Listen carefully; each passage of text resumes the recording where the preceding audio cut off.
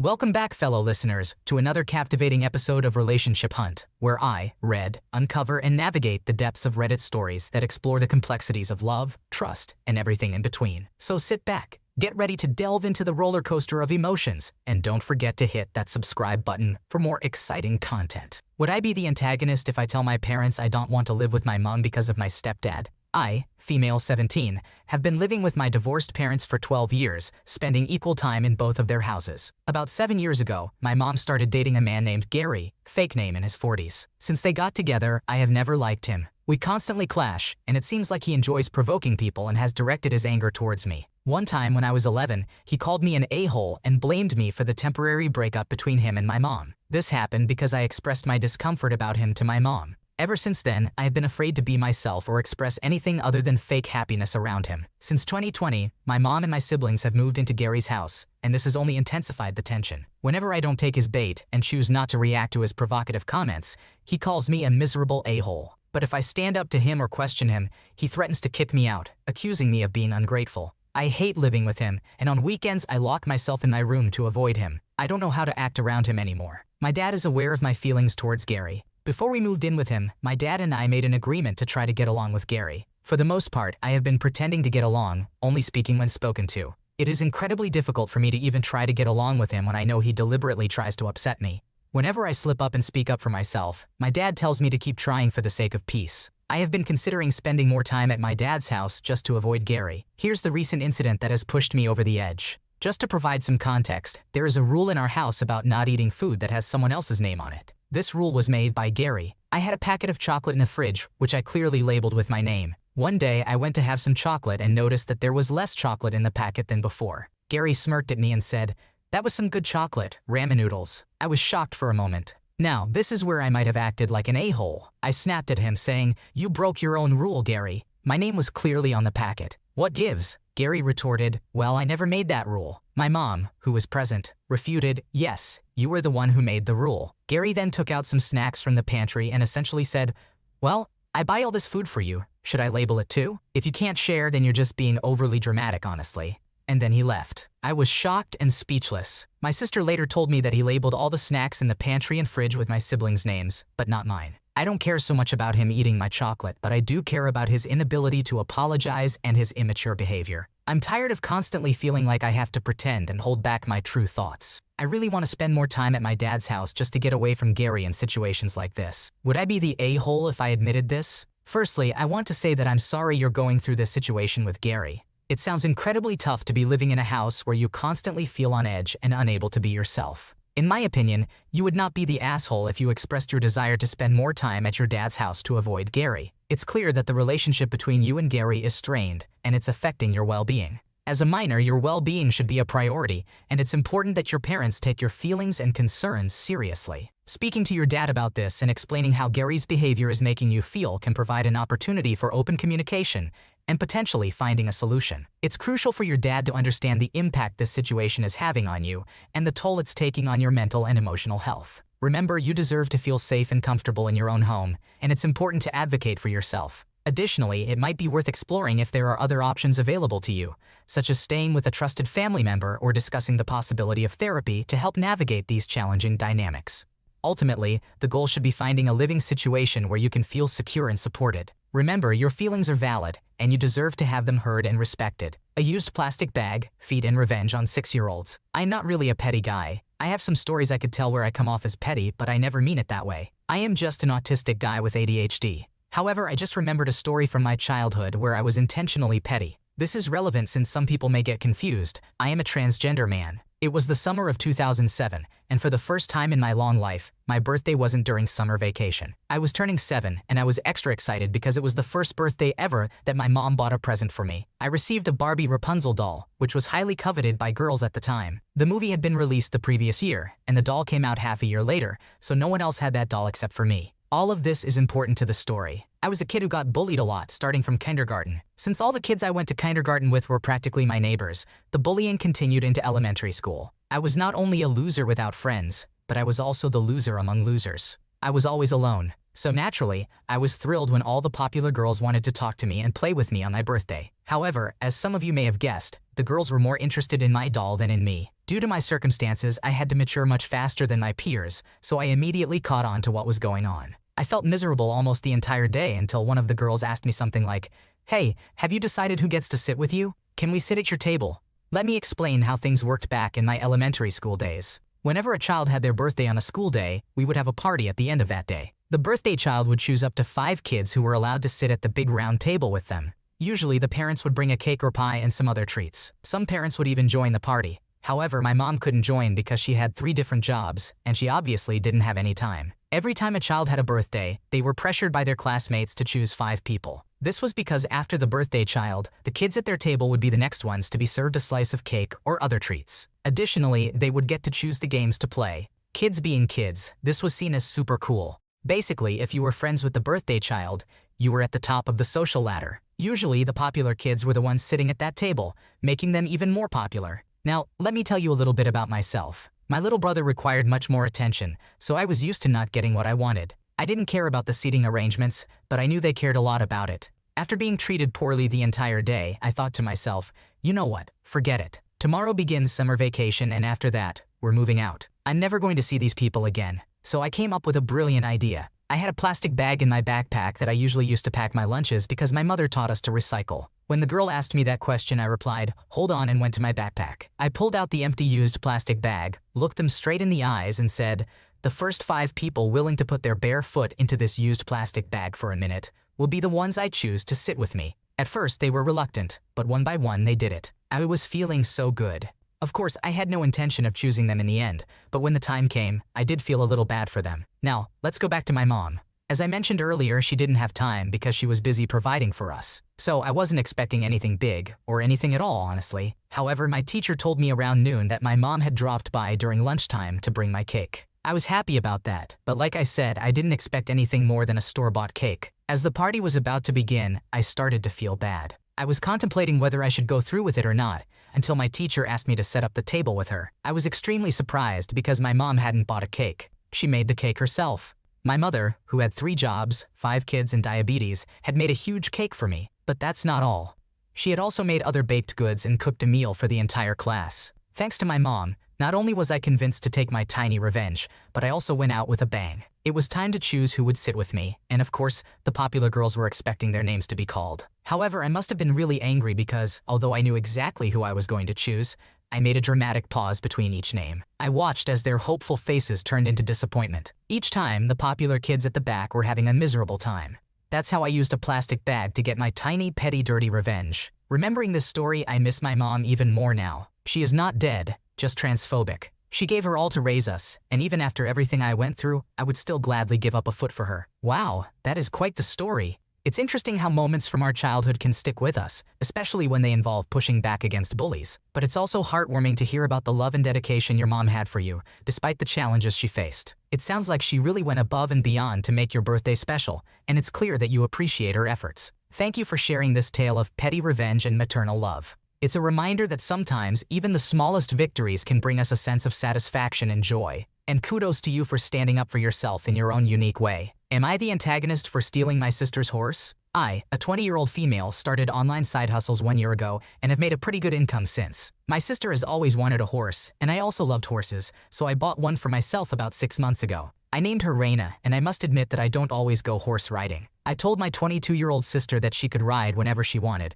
and she started taking lessons on Reina. My sister loved Reina so much that she even tried to change her name, but I didn't allow it. Eventually, she started referring to her as my horse and would frequently invite friends to ride her, as I would hear from the stable owner. I didn't think much of it until recently. My sister approached me and said she wanted to move Reina to another stable. I asked her why, and she said she wanted Reina to be at the same stable as her friend's horse. I wasn't thrilled about the idea, but considering how often she rides Reina and the fact that the other stable is closer to home, I agreed. Then, she revealed that she had already arranged everything because she knew I would say yes. I was annoyed but decided to let it go. Last week, when I went to visit Reina and have a ride, I discovered that my sister also intended to ride. It had been about 2 months since I last rode Reina, while my sister rides her 3-4 times a week. I told my sister that I only had time that day and suggested she rent a horse for her lesson at my expense. She responded by telling me to get off of her horse and rent one for myself if I wanted to ride so badly. We got into an argument and she yelled at me, saying I am a bad sister, that I don't care about her, that I am a brat, and that I don't deserve anything.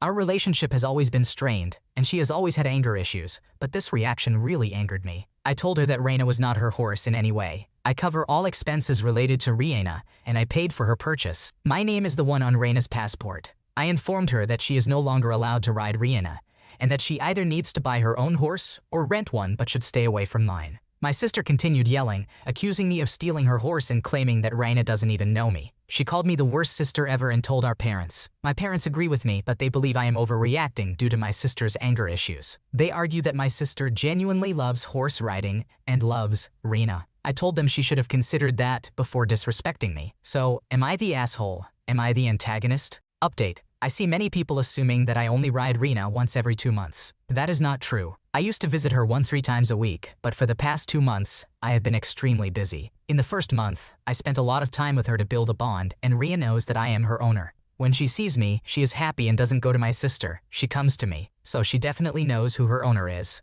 As for getting my ass off, I have explained this in multiple comments. I have been busy with work and haven't even had enough time to sleep. I love my horse and I always try to visit her, but in the last 2 months I hadn't had any time. My life has been consumed by work and study. I have had to travel extensively for work to meet clients and work on projects. I have even been doing schoolwork on airplanes. I have been working extremely hard to keep up with this lifestyle and paying thousands of dollars to ensure Reina is well taken care of. She is exercised multiple times a week and receives top-notch care. Was I in the wrong here? You bought Reina for yourself, paid for all her expenses, and allowed your sister to ride her as a favor. However, your sister's entitlement and disrespect towards you is not justified. It's understandable that you were upset when she arranged to move Reina without consulting you, and then told you to rent a horse when you wanted to ride. It's also important to note that you have been busy with work and couldn't spend as much time with Reina recently, which your sister may not have fully understood or considered. Your parents seem to understand your perspective and the fact that you are the rightful owner of Reina. Your sister's anger issues should not excuse her behavior towards you.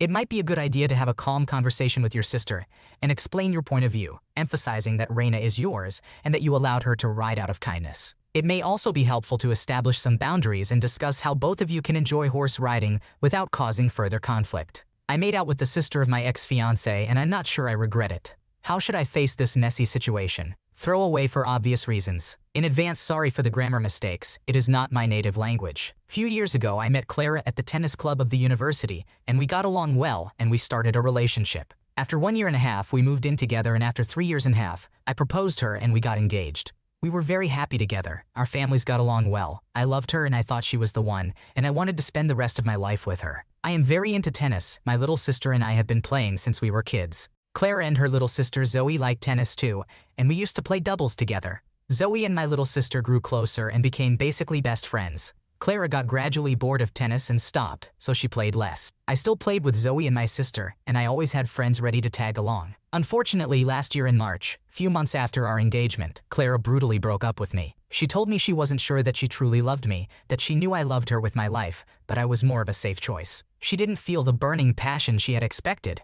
She said she is probably not ready for marriage and wanted to enjoy different experiences before settling. Obviously, I was devastated. I wasn't expecting that. I was naively sure that we would marry and live happily. For several days, I tried to save our relationship, but she rejected me and told me it's over. Then I finally grew a spine and tried to move on. I moved in with my sister. I was in a very dark place, but step by step I started to heal. Due to her friendship with my sister, Zoe was often around. It was awkward at the beginning, but with time we grew closer and became genuine friends. Midsummer, as I was getting better, Clara suddenly came back. She told me she made the biggest mistake of her life, that she was scared about the marriage, but she realized that she loved me and she is ready to spend her life with me. It messed me up again, but even if I was dreaming of this a few months ago, I knew I couldn't get over her leaving me and coming back after realizing the grass isn't always greener. So I rejected her and blocked her. She didn't take it well. She insisted and even begged Zoe to send me a letter in which she implored me to get back together with her. It was starting to get messy, so I plucked up my courage, unblocked her, and went to see her. I listened to her, and I told her that it was too late. She broke me, and we could never go back like nothing happened. Our relationship is gone and will never come back. It was painful, but I felt liberated because I finally had closure. In September, my sister left to study 1 year in another country, but I still continued to hang out with Zoe. She became kind of part of my support system. It felt natural because we have similar interests and even have several common friends within our little tennis group. We spent quite some time together, even one-on-one. I didn't really think about it, but when my sister briefly came back for the holidays, she noticed it and told me it is a whole new dynamic. I reflected about this, and I have to admit that Zoe is an awesome woman. She's sweet, caring, funny, and beautiful. We have great chemistry, and without her affiliation with Clara, I would have probably already thought about pursuing her. And we finally came to last weekend. We were invited to a party. After a few drinks, we danced, and we made out several times. With the euphoria of the party, it felt good, but the morning after I felt like crap. It's the first time I got intimate with a girl since Clara, and it would be lying to say that I didn't enjoy that moment with Zoe. But on the other side, I feel like a jerk to go after the sister of my ex-fiancé. Zoe and I talked yesterday. Obviously, it was awkward. She admits that she enjoyed this moment and felt the attraction in our chemistry, but she feels guilt because she knows that Clara is probably still in love with me and it would be a huge betrayal. So I'm torn. On one side, I really like Zoe and think that we should try to explore our chemistry and see where it leads us. But on the other side, I feel like a huge jerk for thinking like this. Going after the sister of an ex should be a no-go. How should I face this messy situation? Should I be reasonable? Or should I say, let's try? Navigating a complicated situation involving exes and their family members can be tricky, and it's important to approach it with sensitivity. Firstly, it's understandable that you have developed feelings for Zoe given your shared interests and the support she has provided during your healing process. It's natural for connections to form in such situations, but it's also important to consider the potential consequences and emotions involved. In this situation, communication is key. Have an open and honest conversation with Zoe about your feelings and your concerns. It's important to be considerate of her emotions and her loyalty to her sister, Clara. Acknowledge the potential impact on Clara and how it may affect their relationship as sisters. Together, you and Zoe should evaluate your options and take into account the potential repercussions. Consider whether pursuing a romantic relationship is worth potentially straining relationships within the group. It might be helpful to have a discussion with your sister and see how she feels about the situation, as she has a unique perspective as both your sister and Zoe's friend. Ultimately, the decision is up to you and Zoe. If you both believe that your connection and chemistry are strong enough, you may choose to explore a relationship. However, be prepared for the possibility that it may come with challenges and complications, particularly in terms of maintaining relationships within your social circle. Putting everyone's feelings and well-being first is crucial in this situation. Approach it with empathy, open communication, and a willingness to listen and understand one another's perspectives. Good luck! My best friend asked me to be a bridesmaid for his wedding, but I said no. Pout. Was I wrong for the way I handled it? I, 25-year-old female, have been best friends with Sean, 25-year-old male, since we were 15, but known each other since we were 5. I know what people say about male-female friendships, but we've always been like siblings, and I can say with 100% certainty that romantic feelings have never popped up. Sean started dating Aaliyah, 24-year-old female, in university 5 years ago. He really loves her, and he would always tell me that this was the girl he wanted to marry, even from the beginning of their relationship, so I was so excited when he proposed. I was in town a month or so after the proposal. Our schedules haven't aligned, so I never got to congratulate them in person.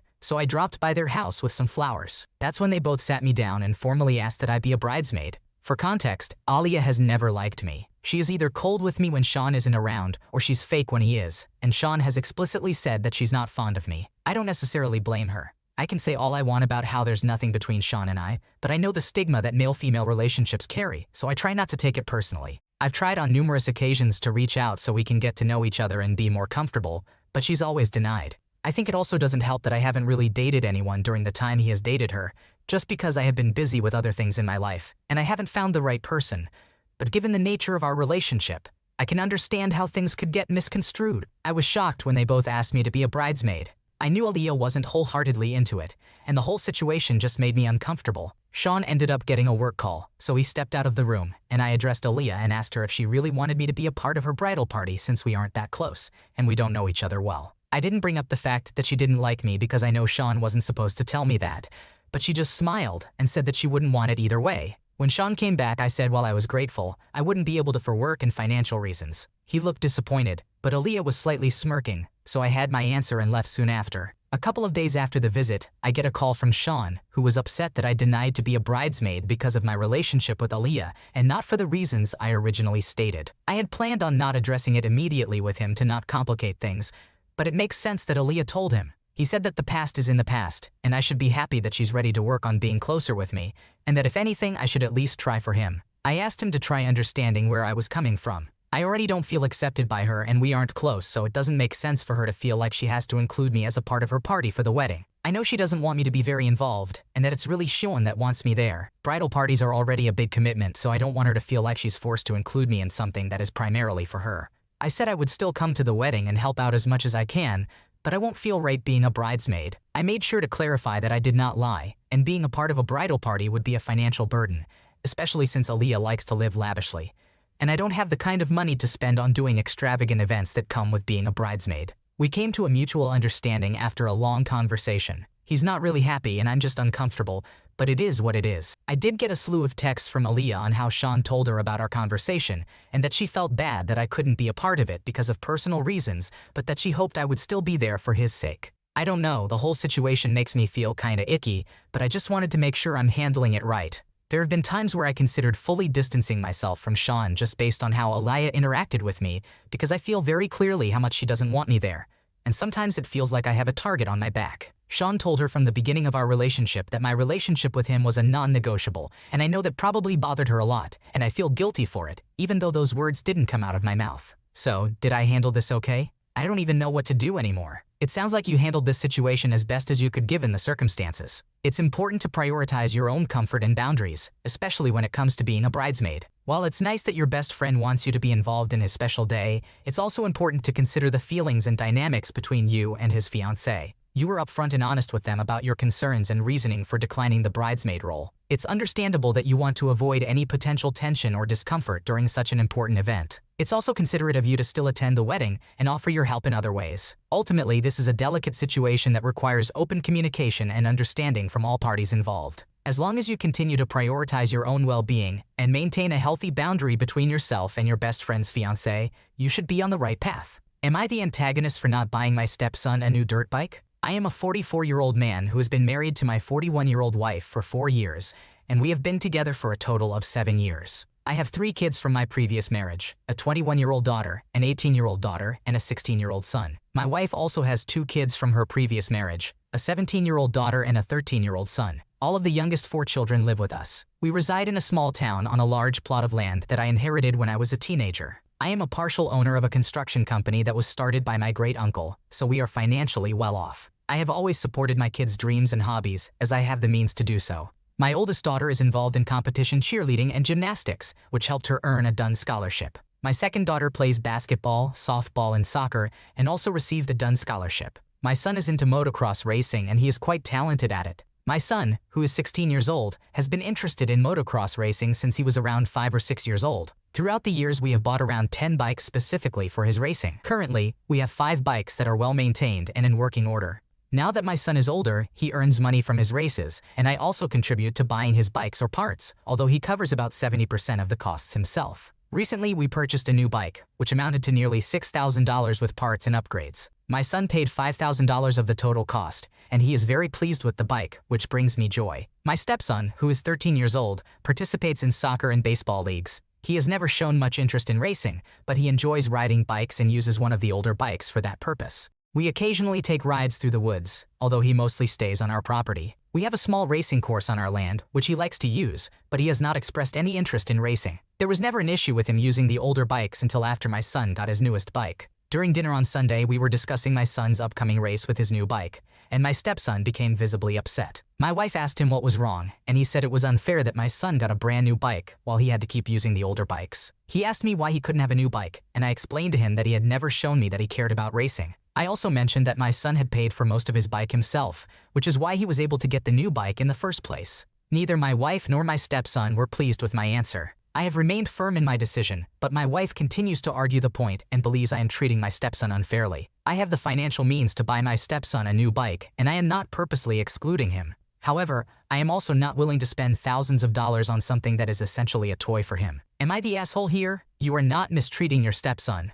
You have a valid reason for not buying him a new bike. He has never shown an interest in racing. Your son, on the other hand, is passionate about motocross and has worked hard to earn money for his bikes. It is fair that he gets to choose and invest in the equipment he wants. Your stepson should understand that different interests and passions lead to different investments. It's important for him to learn this lesson and not expect everything to be equal in terms of material possessions. Your wife may think you are being unfair, but it's important to stick to your decision. You should also communicate openly with your stepson, explaining why you made your choice while encouraging him in his own passions. Overall, it's important to support each child's individual interests and not create unhealthy expectations of equal treatment in all areas of life. Thanks for watching. When you subscribe, make sure to hit the bell to turn on notifications so you never miss a video. To finish listening to all the stories, check out the playlist in the description.